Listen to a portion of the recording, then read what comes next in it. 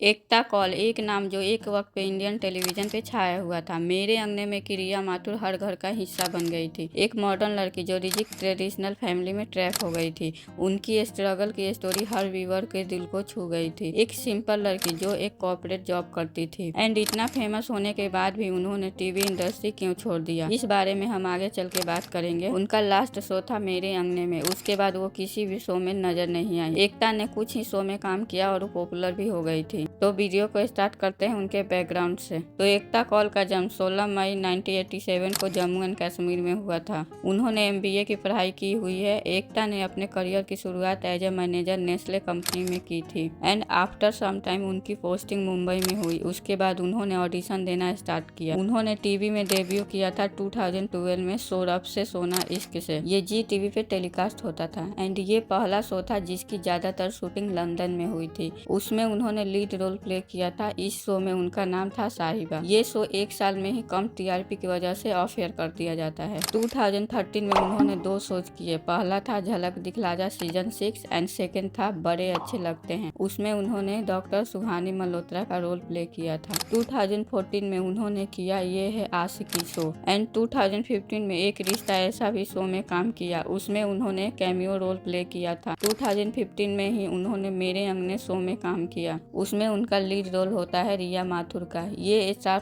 पे आता था। ये शो पॉपुलर शो था। इस शो से एकता को नेम फेम मिला था। रिया माथुर हर घर का हिस्सा बन गई थी एंड 2 साल ये शो करने के बाद उन्होंने ये शो छोड़ दिया। ऑडियंस शॉक हो गई थी कि इतना अच्छा शो चलने के बाद भी एकता ने शो को छोड़ क्यों दिया। कोई ड्रामेटिक एग्जिट नहीं, कोई फेयरवेल नहीं, सिर्फ एक क्लीन ब्रेक। लेकिन एकता के लिए ये जरूरी भी था। धीरे धीरे ये इंडस्ट्री उसे कंज्यूम करने लगी थी। डेली शो का प्रेशर ब्रूटल होता है। हर दिन लंबी शूटिंग, ना के बराबर रेस्ट। ये सिर्फ फिजिकल ही नहीं, मेंटल एग्जॉशन भी होता है। 2 साल तक लगातार बिना ब्रेक के एकता रिया का रोल प्ले करती रही। एक लड़की जो पेट्रियार्कल सोच के अगेंस्ट लड़ रही थी। कहीं ना कहीं एकता वैसे ही फील करने लगी थी। टेलीविजन इंडस्ट्री रूथलेस है। जब एक्टर्स अपनी असली पहचान भूलने लगे तो इस फेनोमेन को कहते हैं आइडेंटिटी फटीग। एकता ने ऐसे करियर से डिस्टेंस ले लिया जिसके लिए लोग तरसते हैं। नेम फेम को छोड़ दिया जो सपना होता है, क्योंकि वहाँ रुकने की कीमत बहुत ज्यादा थी। डेली सोप सिर्फ नाम के डेली सोप होते हैं। रियल में ये 24/7 स्ट्रेस होते हैं। Late night shooting, endless dialogue, script changes और बिना किसी ब्रेक के काम।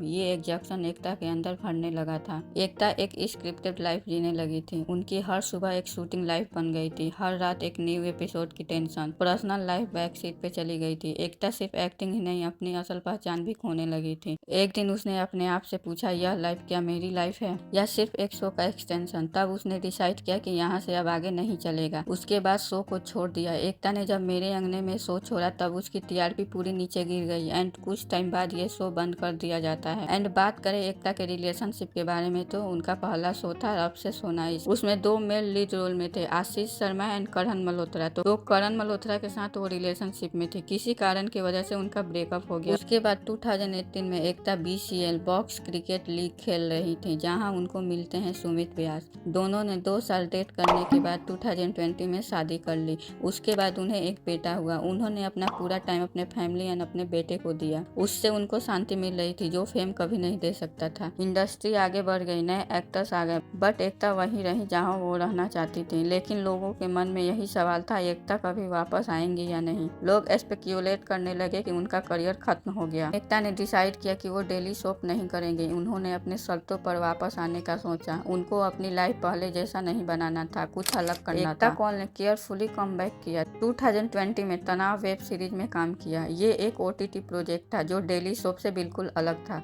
इस बार वो कंट्रोल में थे। इस बार वो अपने आप को नहीं खोएंगे बल्कि वापस पाएंगे। उन्होंने वापस आने का डिसीजन अपनी शर्तों पर लिया। एकता कौल की कहानी क्विट करने की नहीं बल्कि अपने आप को समझने की है। उनको पता था कब रुकना है, कब वापस आना है। जिंदगी सिर्फ फेम के पीछे भागने का नाम नहीं है। कई एक्टर्स स्ट्रगल करते हैं क्योंकि वह इंडस्ट्री के प्रेशर के नीचे दब जाते हैं। डेली सोप का प्रेशर ब्रूटल होता है। उसमें ना के बराबर रेस्ट मिलता है। लाइफ बहुत डिफिकल्ट हो जाती है और पर्सनल लाइफ का कोई बैलेंस नहीं रहता। एकता एकता ने यह सब एक्सपीरियंस किया, लेकिन एक डिसीजन लिया जो आसान नहीं था। उसने मेंटल हेल्थ और पीस को प्रायोरिटी दी। ये सिर्फ एक करियर मूव नहीं, एक लेसन है। हर इंसान के पास एक लिमिट होती है और उसे समझना जरूरी है। आज भी लोग फेम और सक्सेस के बीच अटक जाते हैं। कई लोग प्रेशर में आके रुक नहीं पाते, लेकिन एकता ने यह समझा कि कब ब्रेक लेना चाहिए और कब वापस आना है। फेम और पीस के बीच पीस चुनना वीकनेस नहीं, एक स्ट्रेंथ है। अगर आप एकता की जगह होते तो आप क्या चुनते? एंड आपको एकता के डिसीजन के बारे में आपका क्या ओपिनियन है, कमेंट में जरूर बताएं। वीडियो अच्छा लगे तो लाइक कीजिए, शेयर कीजिए एंड चैनल को सब्सक्राइब कीजिए।